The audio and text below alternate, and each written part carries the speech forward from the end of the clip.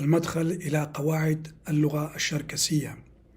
هذه غبزة بزخابزة ميخا حاب نبيل حلمي شوقار 16 شام إتسميني ترى طوجرة ترى.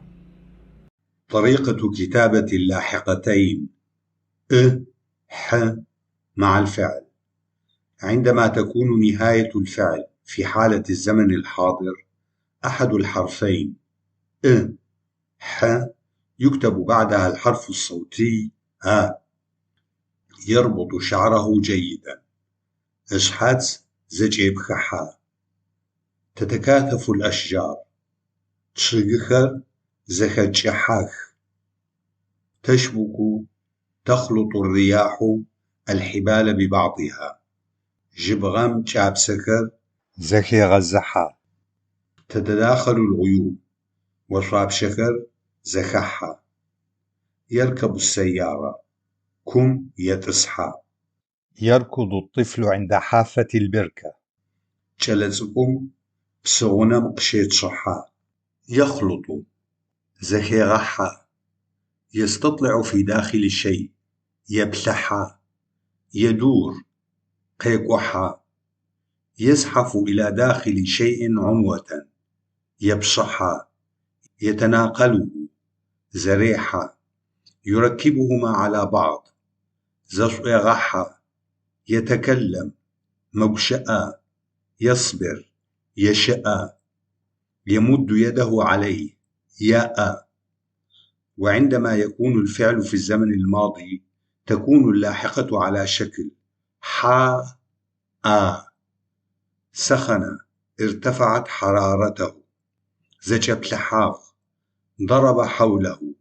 زيوحاغ ركض حوله. تيتشحاغ ربطه على.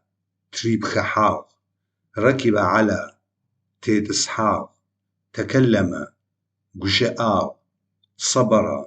يشآغ مد يده عليه لمسه. يآغ. في حال صيغة سؤال: هل يتجول؟ قيقحا. هل يبحث؟ قيبلحا. هل يتألم؟ مجوآ. هل يتكلم؟ مجشآ. أفعال مركبة صنزكشخر. نذكر هنا 6 حالات تتشكل فيها أفعال جديدة عن طريق تركيب أكثر من جذر أو على مصطلحات مؤلفة من كلمتين بينهما إشارة العارضة شحطة. 1. فعل جديد يتشكل عندما يدخل جذر الفعل الجديد بين الفعل والسابقة الدالة إلى مكان حدوث الفعل، وذلك باستخدام النموذجين التاليين: يجر خرج، يحاغ دخل. الجدول التالي يشير إلى بعض النماذج من الأفعال الجديدة الناشئة من الدمج بين الفعل والسابقة للنموذجين التاليين: يجر خرج ويحاغ دخل.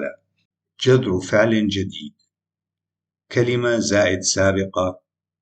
الكلمة المركبة. معنى الكلمة الجديدة. بب يجر يببجر.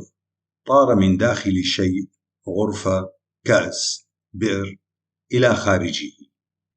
قخببجر. طار من داخل الشيء مادة غير قابلة للعد كالحشائش، أحجار، ماء إلى خارجه. قتيببجر. طار من على فوق شيء. طار من فوق السطح. جذر فعل جديد: كلمة زائد سابقة. الكلمة المركبة. معنى الكلمة الجديدة. كلا يحاغ يبلحاغ.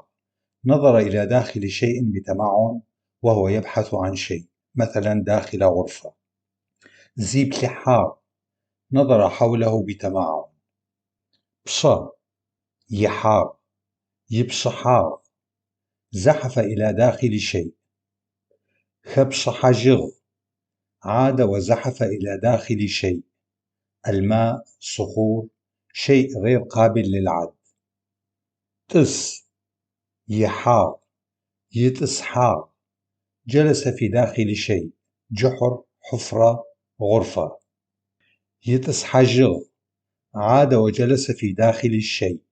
جذر فعل جديد، كلمة زائد سابقة، الكلمة المركبة، معنى الكلمة الجديدة. بلا، يحاغ، يبلحاغ، نظر بتمعن زائد داخل شيء. يشط، يحاغ، ريشة أحاغ، معسه في داخل شيء. هجغ، ريشغ، ريشجغ، صب الماء من الداخل إلى الخارج. اقتلع شيء ثابت في الأرض كالشجرة، عمود. يجغ، يوجغ، ضرب من داخل شيء. يحاغ، يوحاغ، ضرب إلى داخل شيء. يجغ، يججغ، نادى من داخل شيء.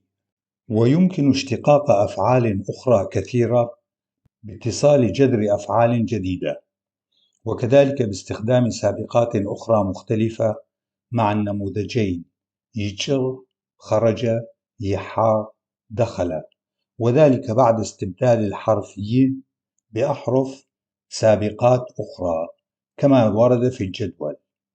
أمثلة عن النموذج جغ. هذه اللاحقة تشير إلى معاني الافتراق والابتعاد والانتهاء والإضمحلال والزوال، معاني نحو النهاية. قبيججغ، قخببجغ، ريقوجغ، زكيفجغ، زبيججغ، ريثججغ، شحرببجغ، قتيببجغ. لاحظ أن هذه الأفعال في صيغة الماضي، ويمكن صياغتها في الأزمنة الأخرى بحذف إشارة الماضي غ. أمثلة على ذلك: 1. في صيغة الحاضر: يتش، ختش، دتش، ريشتش، شوتش، ريوتش، بيبخيتش، غويشخيتش، تريتخيتش. 2. في صيغة المستقبل: يتششت، ختششت، دتششت، ريشتششت،